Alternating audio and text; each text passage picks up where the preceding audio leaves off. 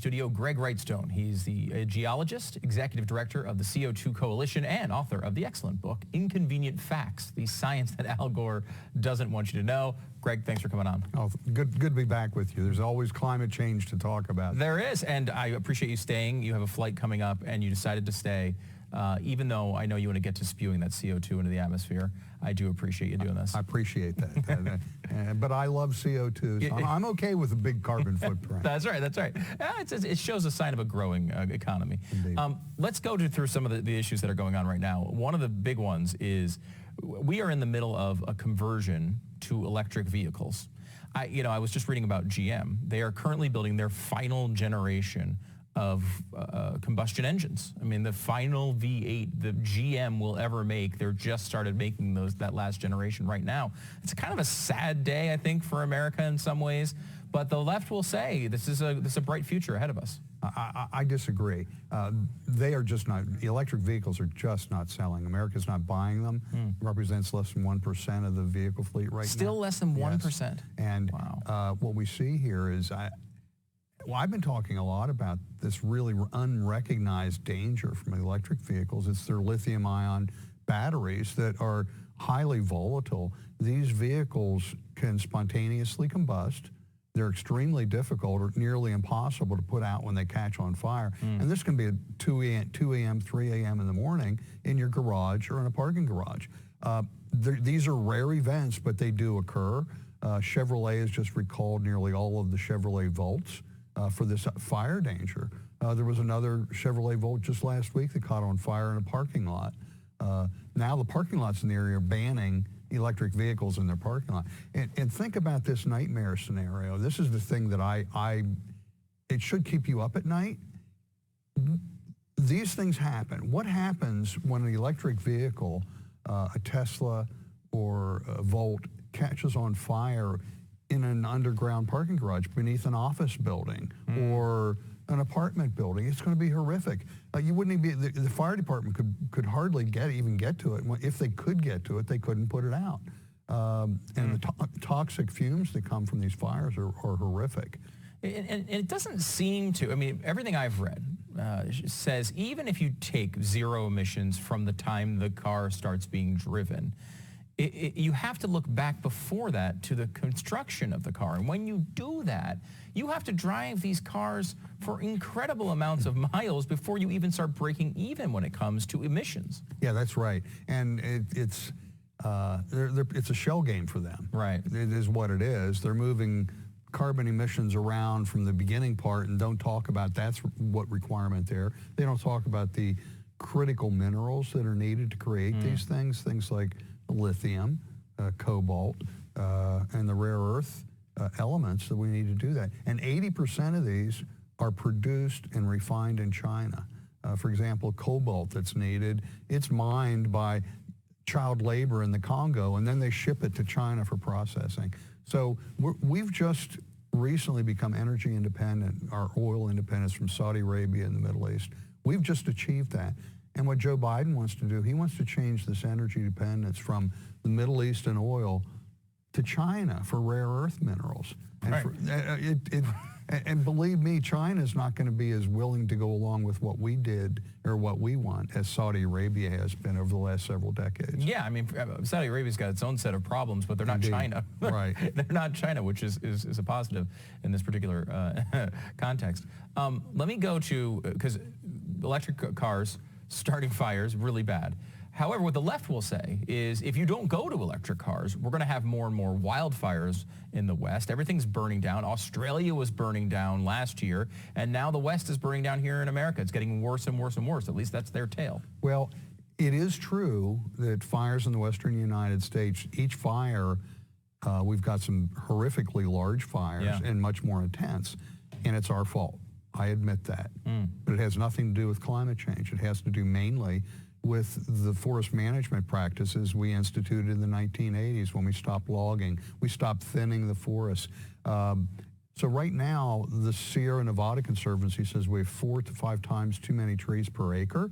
And it's easy to think, you understand, that means a larger, more intense fire. Right. Because there's more fuel. More fuel for the fire. The other thing we don't think about is the second greatest cause of soil moisture loss, first is evaporation. The second greatest is the amount of water that's sucked out of the soil by the plants and trees. So now you've got 4 to 5 times too many trees competing for that same scarce soil moisture. So it's adding to the aridity. And not only that, when the fires do start, they used to be able to take their equipment down the logging roads and get to it, and you need that equipment to put them out. Well, those logging roads have grown up. So the only way to get people in there is to airlift them, and you can't airlift this. So it's a compounding of all these problems. It's the forest floor that's now full of grasses and problems like that. I spoke with a radio host from Reno last week, and she told me that her homeowners association forbids her from cleaning the pine needles from her property. Well, these pine needles are just, it's a fire waiting to happen. Yeah, give me a spark. I want to catch on fire. And so it's stupid things like that. And we need better forest management. But this is a narrative that goes through all of these issues, I think. I think it was Thomas Sowell who said there are no solutions, there's only trade-offs. And so when you do these things, there's always unintended consequences. There's always something that you're losing with all of this that you think you're gaining. And so they make an environmental case to stop logging, which I think to most people are like, well, yeah, we should stop cutting down those trees. That's bad for the environment. But in reality, this is a renewable resource that human beings should be taking advantage of. Right, we should have been doing that, because if you like your spotted owls, I hope you like it roasted and well done. Because what they're doing is, I mean, what do we have to do? Destroy the forest to save the forest? Right. And these fires, they're so hot and intense because of so much fuel that it's actually destroying the soil. In the past, these were mostly grass fires that swept through the area. Just fascinating history of fire in the West. Yeah. And we see globally fires, and in the United States, actually the area burned is significantly less today than it was 80 years ago. So it's been increasing slightly, but not very much, and still much less than it was back in the old days. Yeah, and then we saw the 30s. Same type of thing in Australia when everyone was saying like, oh my gosh, look at all this fire. And then you look at the trends and there's no trend of an increase. In fact, it was actually a relatively low amount of acreage burned in Australia last year. And we're working with a Brazilian group, the Intelectos. They're a scientific group similar to the CO2 Coalition. Okay. And I talk with their people, and Rafaela, one of their leaders, she just laughs. She says, when people talk about the Amazon rainforest burning down, she goes, you can't burn down. It's a rainforest. You can't burn it down. Right. She goes, you can cut it down and then burn it. Right. But most of these are grasslands that are intentionally set in the Amazon. And so it's a completely different narrative when you look at what's actually happening. What we see so often, though, is the same cycle, I think, which is we can go a long time. I mean, hurricanes are a great example of this. We went for a really long time with no hurricanes. 10 years. Yeah, 10 years, which was totally against what they predicted. We haven't seen that since 1850. 1850. So we go through that period, and through that period, there's no attention on that fact that there's no hurricanes coming. Who's talking about no hurricanes? Then one finally comes, and we're right back in the same place again, where it's global warming is causing this. They're making them bigger. They're making them stronger. We saw that already this year. We've seen a couple big storms that have gone through, obviously hitting Louisiana and then up in the Northeast. It's almost it's a difficult thing to push back against, because when there's good news, no one cares. Exactly. And in fact, I drove straight into Ida. I testified in Harrisburg, Pennsylvania, against a really bad cap and trade bill up there. And it was I drove straight into the eye of the storm, torrential rainfall. But after that, I went back and looked. The flooding at Harrisburg on the Susquehanna, there were 50 other floods higher than that flood. So what? Those 50 previous floods what were they? Just they were all naturally driven. But this one's climate change, right? And that's what they want you to know. Yeah, that's what they want. Yeah. We have this cycle where the media will promote some big, scary claim. And even when the thing doesn't happen, they still get their positive news cycle out of it, which is incredible. We're seeing that with, there's a report about climate refugees going on. It's been in the news quite a bit lately. And this claim is based on all sorts of crazy assumptions and things that have already, their models have already missed on this stuff. Yeah. And in my book, Inconvenient Facts, I actually touch on this, because in 2005, The UN predicted that there would be 20 million climate refugees by 2010. So I went back and I looked at the census data of these most at-risk islands and found that population had swelled and increased greatly. People were flocking to these so-called at-risk islands instead of fleeing from them. So in 2010, not to be outdone, the UN said, oh, well, it'll be 20 million climate refugees by the year of 2020. And now we look, nothing. There aren't any. Show me one climate refugee. And the other thing I like to look at, the Maldives, an island nation chain in the Indian Ocean. Very at risk. Flooding. That's what we terrible. hear all the time. Yeah, it's going to be underwater any day. Right. There are 17 seaside resort complexes being constructed or planned in the Maldives. 17. And they're insured. These insurance companies are insuring these. Insurance companies avoid risk like the plague. And do you think these insurance companies and the equity companies funding these are going to do this if there really is a risk?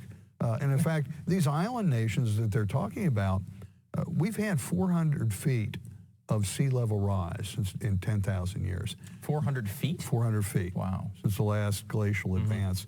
These islands, geologically, continue to grow. In fact, many of these islands are expanding, not contracting.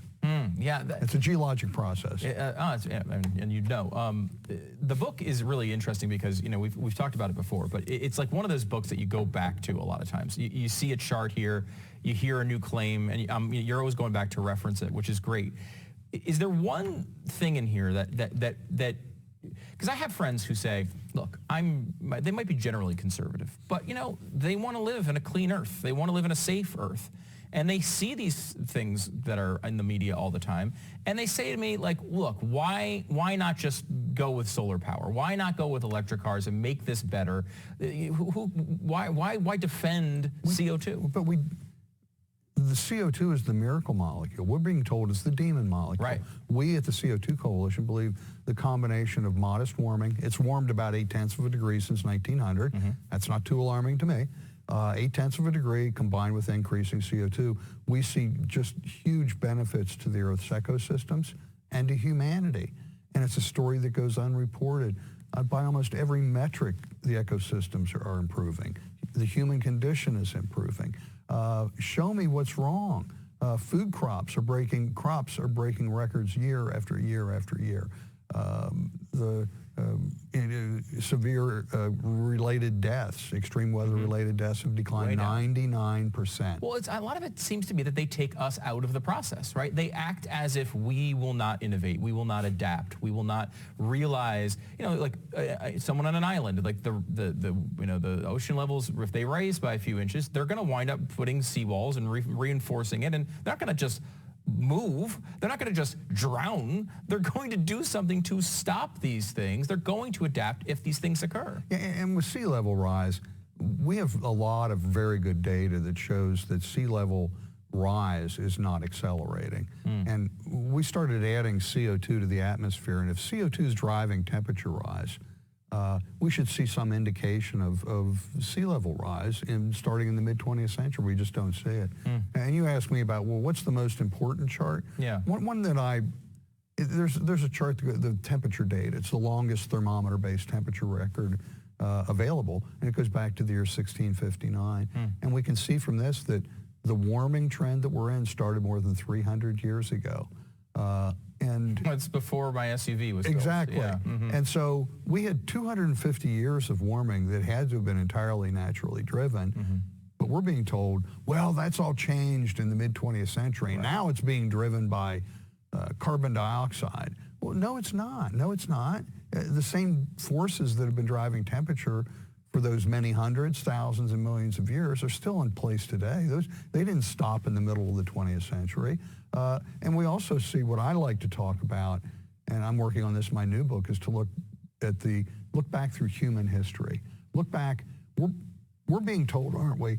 Oh my God, we can't let it get 1.5 degrees or 2 degrees warmer, or we're all going to have famine, and it's going to be horrific. Yeah. What happened through human history when it did get that warm? And we can see that there's a strong correlation between the rise and fall of temperature and the rise and fall of human civilizations. The really warm periods great empires rose up. Food was bountiful. People prospered. Yeah. And it was the intervening cold periods that were just horrific. And you have that in the book, too, where Right. cold is much worse for human beings than warm. Absolutely. Like the first great warming period coincided with the first. It was called the Minoan warm period, the Bronze Age. The Hittites, the Babylonians, the Assyrians, the first Chinese, they all arose during this really warm period. And then it started cooling precipitously, and it was called the Late Bronze Age collapse. Coincided with this cooling temperature, and we went into many hundreds of years of what was called the Greek Dark Ages related to this cooling. And we see that repeated time and time again. And this is all obviously happening before we really have a way to deal with temperature, air conditioning and heating and all these other things. Greg Wrightstone, we got to leave it there, Executive Director of the CO2 Coalition, author of Inconvenient Facts, the science that Al Gore doesn't want you to know, and a new book coming out soon. Greg, thanks for coming on the program. Thank you.